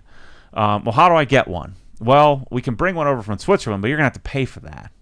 Right. And so then I pay, it's $100, $110 gun. I got to pay, $250 to get one. And I get it. And it's great. Now, for every one of those guns where I did that right, I've done it wrong 45 times on hundreds of other products, right? Where, nope, not it, throw it away, sell it off for nothing, lose money, buy every pressure wash that exists, figure out what quick disconnects work. And oh, by the way, Matt, don't be using quick disconnects, because in the pressure washing world, it can create cavitation in your pump. You don't want to do that. I want quick disconnects because I have this $1,200 pressure washer, and I want to be able to break it down, wipe it off, and put it in my cabinet. I need to be able to break it down, and I'm willing to take the risk. No, you can't do that. Don't do that. And so I get the gun, and I don't know what the threads are because they don't really tell you that. So then you got to figure out what the threads are. You got to figure out what kind of plug you're going to need and what sort of coupler you're going to need. And then, of course, the wand, we were doing it where we were pulling the jacket over the top and then putting the quick disconnect on and pulling the jacket back over it, which is kind of stupid. But, doing all this work to figure out the gun. And then we sell tens of thousands of these guns, and then they sell hundreds of thousands because then they say yes to everybody else that comes through. Like, God dang it. So I'm complaining. Why are you doing this? Why are you just letting everybody do it? Now, the contributors, the competitors in the space, somebody comes in and I'm Josh V, comes into the space. He starts talking about detailing on a budget, and so he's coming into a competitive space and creating some new value subset. If someone like that calls and says, hey, I'd like to start selling this gun, it would make sense. But the problem is these people are so far removed from how marketing is done, because they're the manufacturer and the manufacturer's rep, that they just let everybody sell it. And so the clean rights of the world, the discounters of the world, they just they say, well, shoot, people are asking for this gun. We sell everything 10% or 20% above cost. We don't have any development costs. We don't have any advertising costs.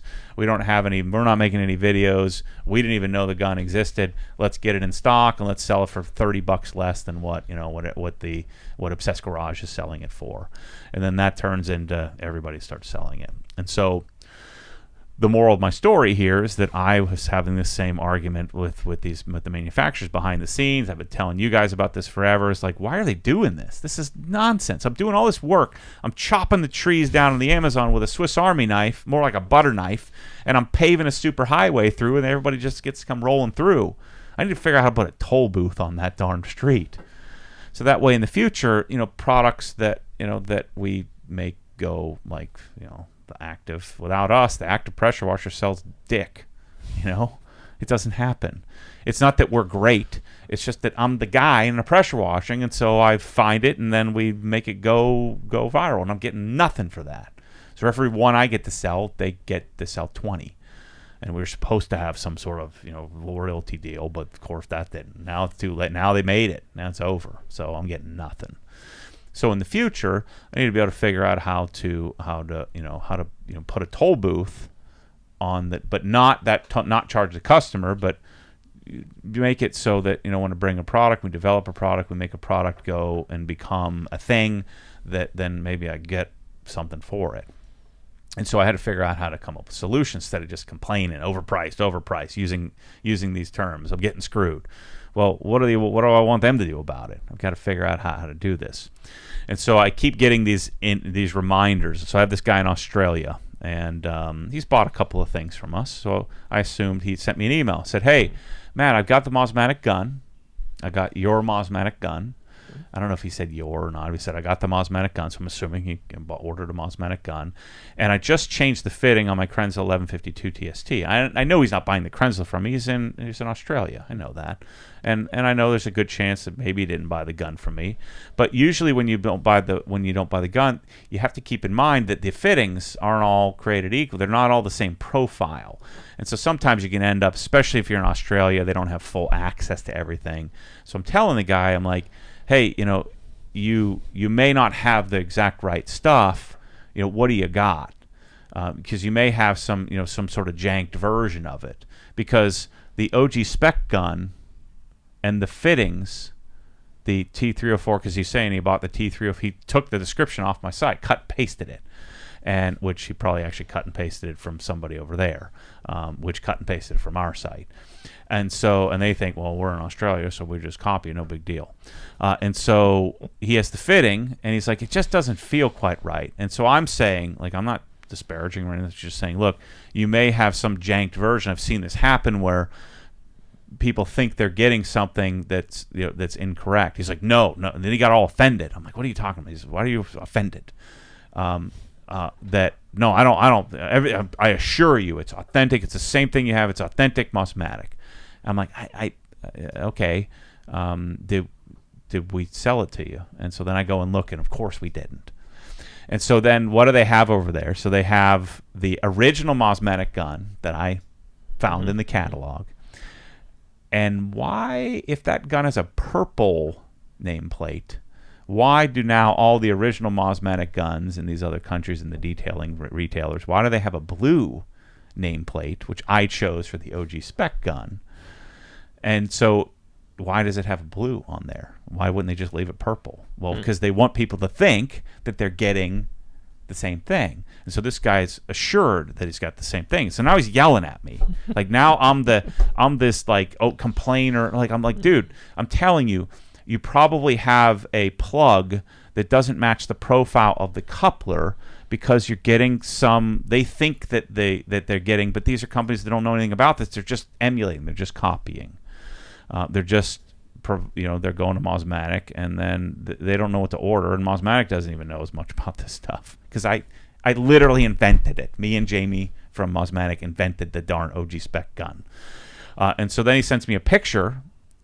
And he sends me a link to my site of the OG spec gun. But he sent me a picture earlier of the gun. I know what the gun is. I invented the darn thing. And so the OG spec version.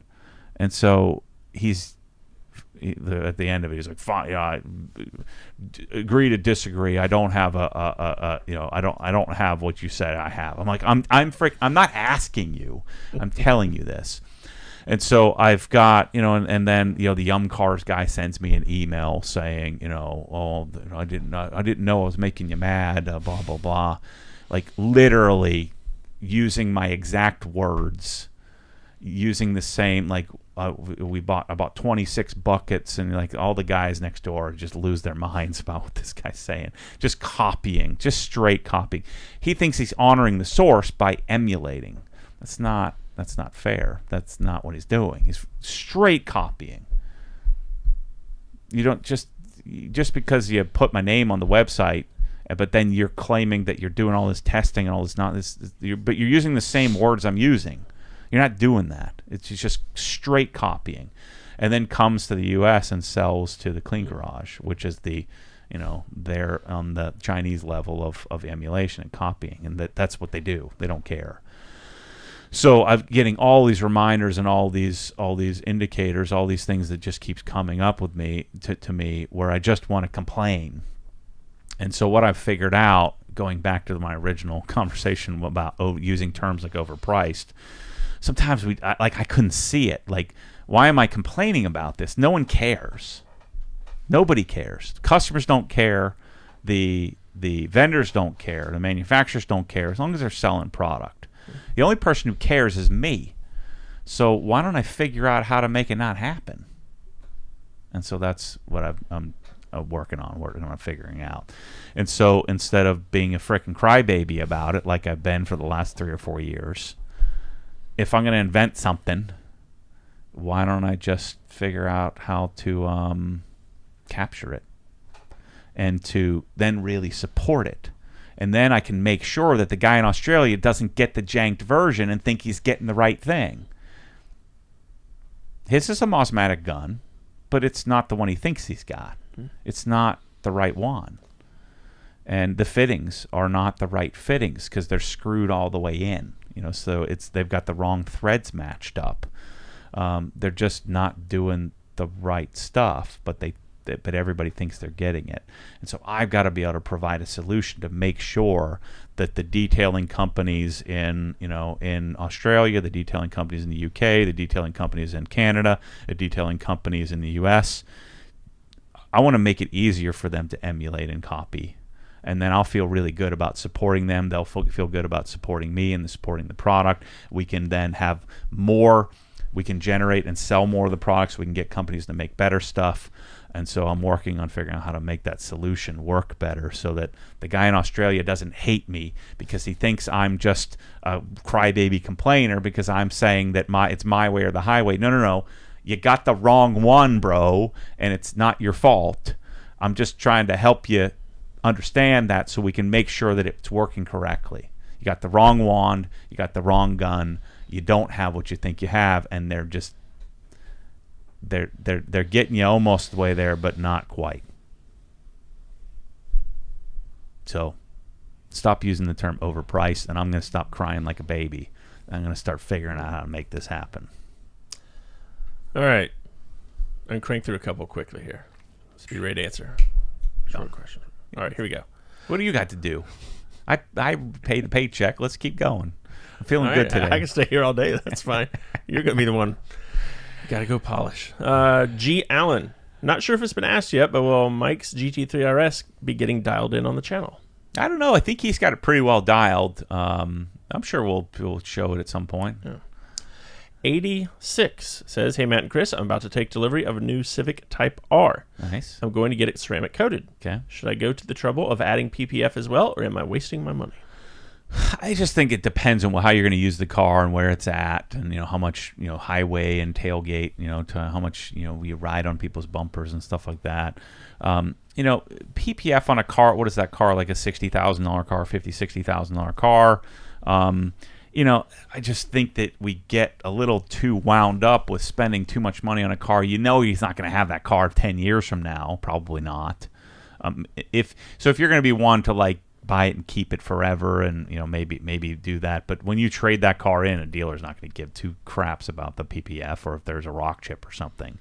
So the problem with PPF now, it's the delta between what PPF looked like and what nice paint looked like has changed dramatically in the last 3 to 5 years.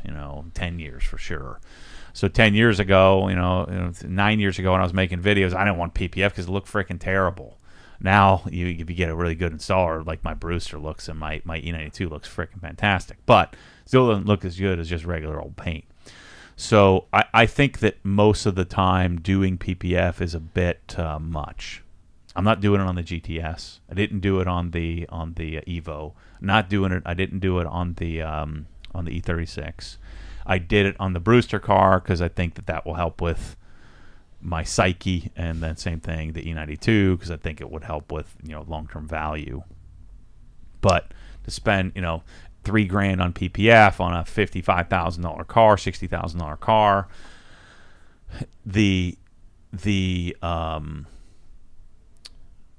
what was I going to say? The coating will make it easier to wash. PPF's not going to help you there. It's more for protection.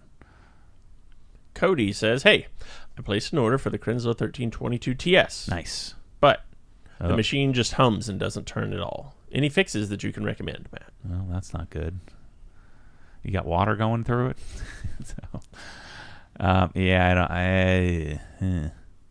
Hums and doesn't turn at all. Yeah, sounds meaning like probably doesn't mean turn on at all. Yeah. Make sure that you press the GFCI button in. Make sure that your unloader is in the proper position. Turn the switch on. Maybe try a different power outlet. Make sure you got water going through it. And if that doesn't work, then there's something wrong with it. So hit up the support guys, and they may know. Those guys freaking have seen everything, so they may know something that I don't. Manny and the team, they've seen every possible way to screw something up, and as well as every possible thing that is screwed up from that coming out of the box. So hit them up and check it out. Steven wants to know, do you have any thoughts or plans to work with TJ Hunt on his personal garage/shop? I thought he mentioned you by name in a video. Yeah, TJ's a friend of mine. I've spent a lot of time with TJ, but we talk occasionally. I would do something that's just so far away. I mean, it's literally a 5-hour plane ride across the country. We may do. He was planning on building a really insane garage at his property, and I think he hasn't done that yet. So we talked about designing that. The difficult thing with me and TJ is, TJ has a lot of brand deals and a lot of sponsorships, so we would have to make a lot of concessions that I don't like to make. So I don't know how we would work that out, but maybe. Never say never. Cody says he does have water going through it, and GCFI is green. The switch clicks off. Yeah, email our support guys. It sounds like there's something wrong with the electric motor, maybe. We got a super chat here from Tyler Thompson, $20 US. Nice. With regard to the college talk earlier. Okay. I agree. Get a useful degree. Don't be an accountant. I will say that my accounting degree has been a great resource. Yes. It has helped me a ton with solving business puzzles over the past 25 years. Oh, yeah. I mean, then you have an understanding, a base understanding of things that you learn how to problem solve. Same with engineering. I couldn't tell you how to calculate the resistance of or the impedance of a resistor anymore.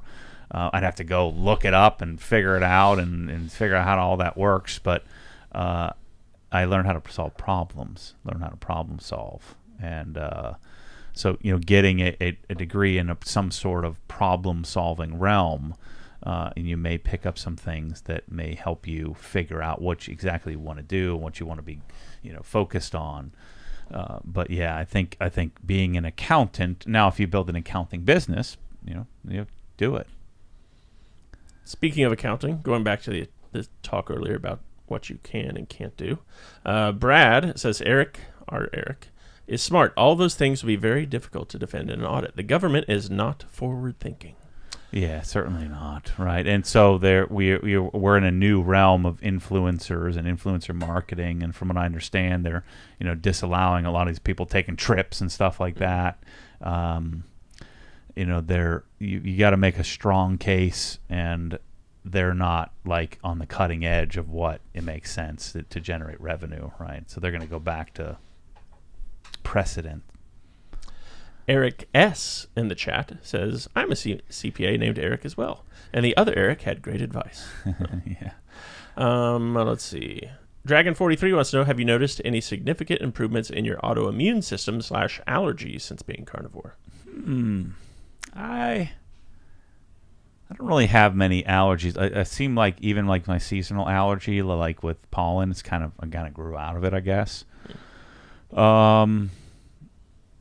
Yeah, I don't know. I haven't noticed any difference really. The biggest thing has been just like right now. How many times have you seen me yawn at like 3:30, 3 to 6 o'clock, or like I just need to go lay down, And I'm telling you, like I'm like ready. Look at me, I'm different. Like I'm ready to go. Let's freaking go. I'm gonna go and stay. I'll be here till 9 o'clock at night working on my darn oval axle pipes. Chris is ready to fall asleep on the table here. It's been, I feel freaking great, man. I don't know why I didn't do this a long time ago. I said I'd do anything to not be able to drive. Well, I think this is going to be the fix. And I'm still waiting on my darn cold plunge. Hasn't gotten here yet. Our buddy up in Helen, Warren Barnhart IV, says, hope all has been going well with the Toolbox giveaway.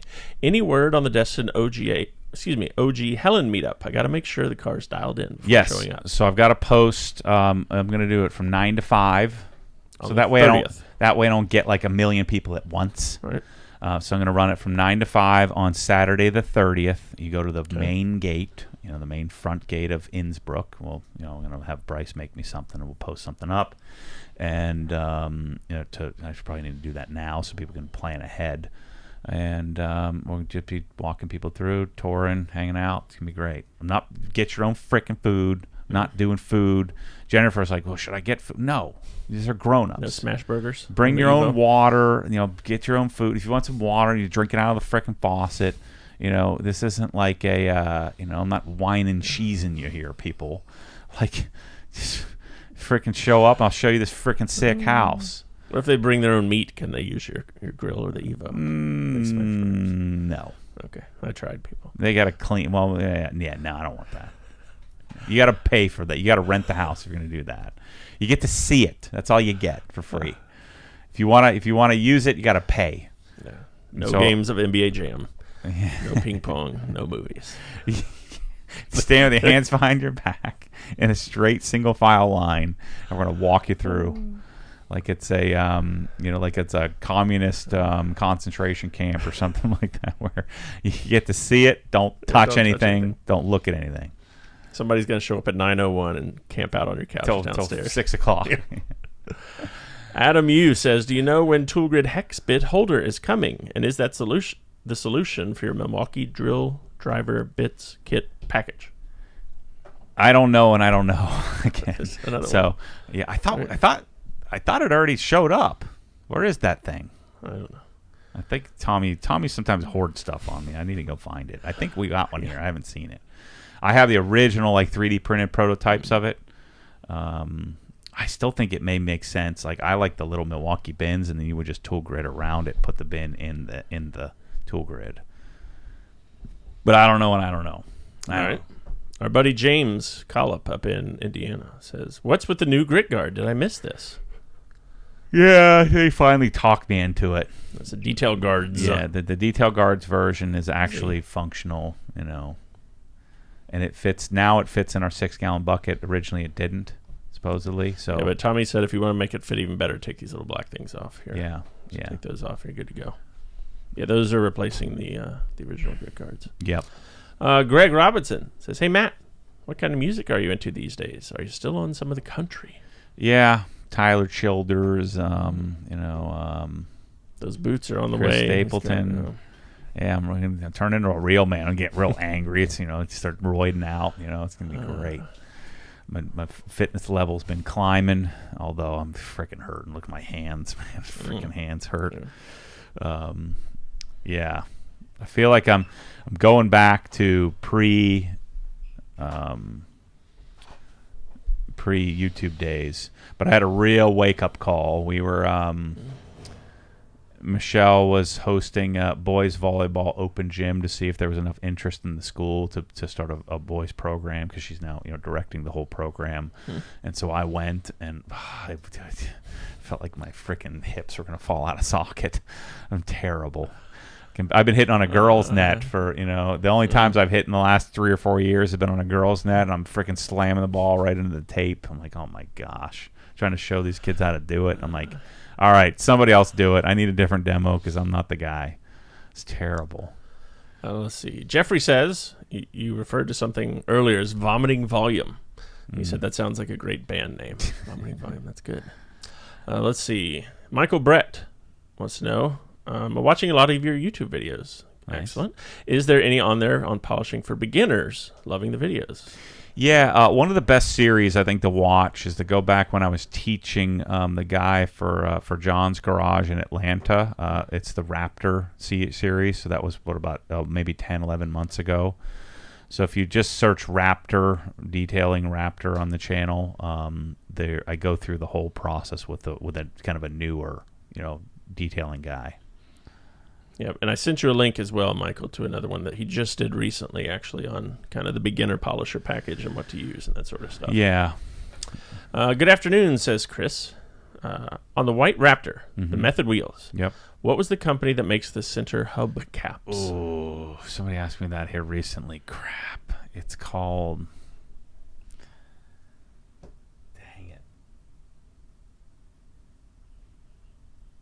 You can't even Google search it. Like if you search Method, it's a really tiny site. Crap, I can't remember. Keep thinking. Brandon wants to know, in your experience, do hi-fi Rose streamers stack up to Blue Sound? I've been seeing these on audio device and would like to hear your take. I haven't messed with any of those yet. My guess would be probably not. I think you probably want to stick with like NAME and AIM, or if you want some high res, high end streamer, or the Blue OS stuff. This is from Chad. Hey Matt, I probably already know your answer to this. 2020 M340 X Drive. Mm-hmm. Should I stay valved exhaust and do Dynon or Valvetronic, or go valveless and do AWE? Stock downpipe for now, but might go catless. I'm just not sure. The car. I think that car has valve stock, so I would trust that AWE, if they have a valveless system, if they don't say that it's drone crazy, because they'd usually tell you that if you have the choice to remove valves, you always want to do that. Get rid of that nonsense. I'm about to go do that here after this podcast, and go take the frickin' valves and disconnect them from the Cayman. So, but I just don't know what that turns out to be, so you'd want to check the forums and talk to AWE about it. But that would be my preference if you have the choice. Get rid of the stupid frickin' valves. But a car that's designed with valves at times is difficult to remove the valves. Like a GT3, you just can't get rid of them. There's just no way around it. Otherwise, it sounds terrible. Rogue Papa wants to know, hey Matt, if you were forced to sell all of your cars but one, which one would it be? E92.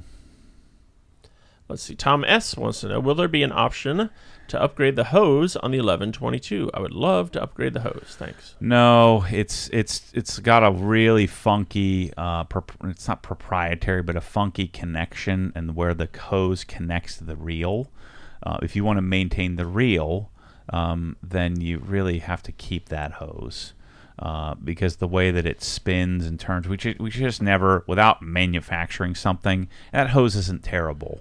It doesn't look pretty, but it cleans up, I think, reasonably well. It's a 1/4-inch hose, or whatever the millimeter equivalent of that is.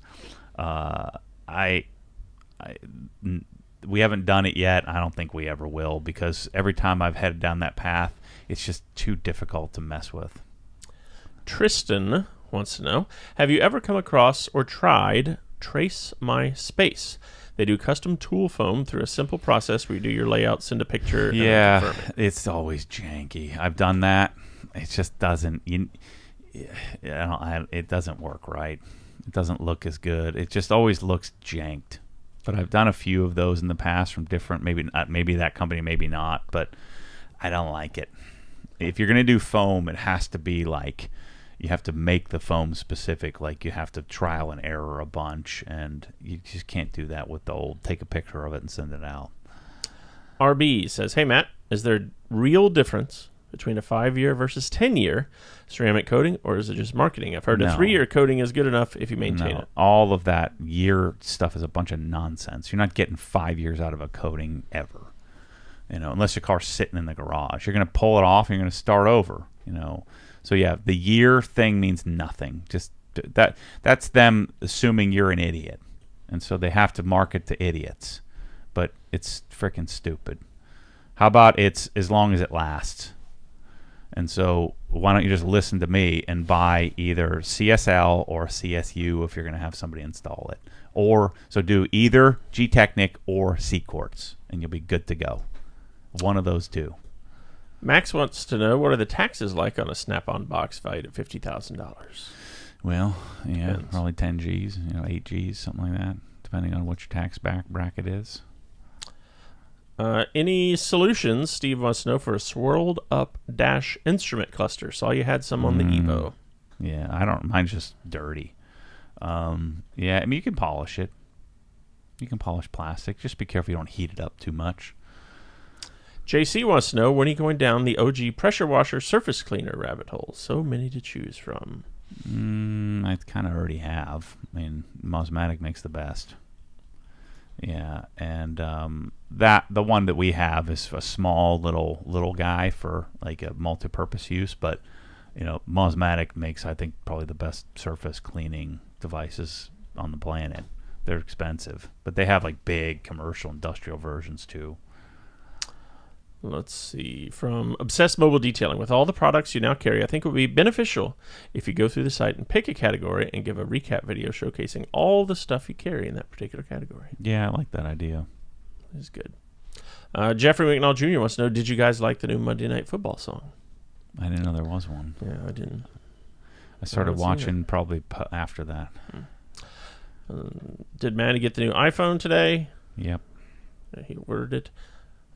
Middle Georgia Automotive Detailing says this is their favorite YouTube channel, period. Thanks.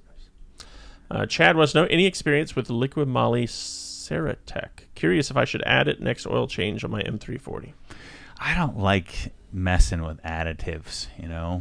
If your car's maintained and if you're doing well, I don't want to be putting any goop. What was it? Slick 50, you remember that back in the day? Put some Slick 50 in there. That bottle. I like to stick with the oil that's recommended generally. PJAD 1400. Do you have a recommended underwear / boxer solution? Yes. No, maybe Chris does. Yes. Under Armour Boxer Jock, 9 inches. That's what you want. Maybe I should take you up on that and go do some shopping. Yeah.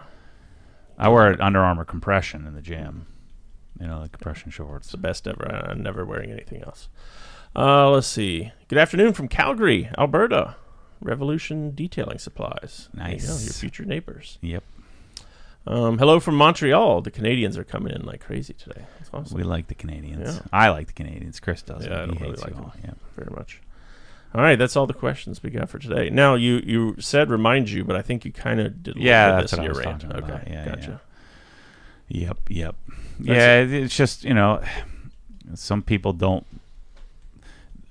Some of this stuff has gotten so far removed that like they don't even know. Like they don't know the story of it. Nobody knows the story of the MTM, the SG, you know, the SGS 28. They don't know how that came about. And you know, I don't really care about the credit. I just want the money. You know, I want to be able to sell it and not have it out of stock all the darn time. And so what happens is when they say yes to everybody, it creates a real problem for me and my customers. And so I need to figure out a solve for that problem and stop yelling overpriced everywhere. And I think I'm figuring that out.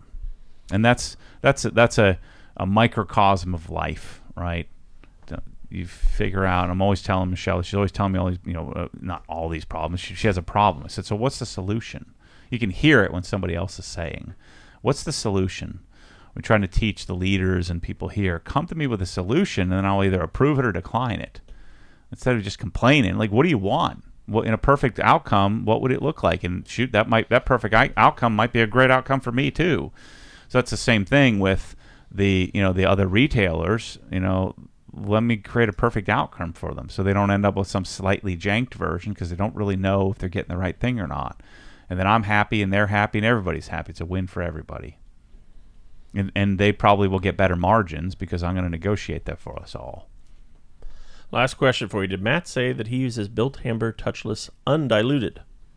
Well, it's diluted in the foam cannon when you use it. So you're getting about, with my dual Krenzel setup, I'm getting about a 3% panel impact ratio according to my rough math. And so I put it undiluted in the foam cannon and just move around the car quickly. And that's getting me, because of the flow of my foam cannon, technically speaking, I would need 1,100 ounces, or I would need 1,100 milliliters of product in a 1,000 milliliter bottle. That won't work. So yeah, I can't get exactly 4% because of the flow. All right, now next week you'll be in Helen. Yeah. So no podcast next week, but we'll be back in 2 weeks. Cool. All right, thank you everybody for the questions. We appreciate it. See you guys. Stop saying overpriced.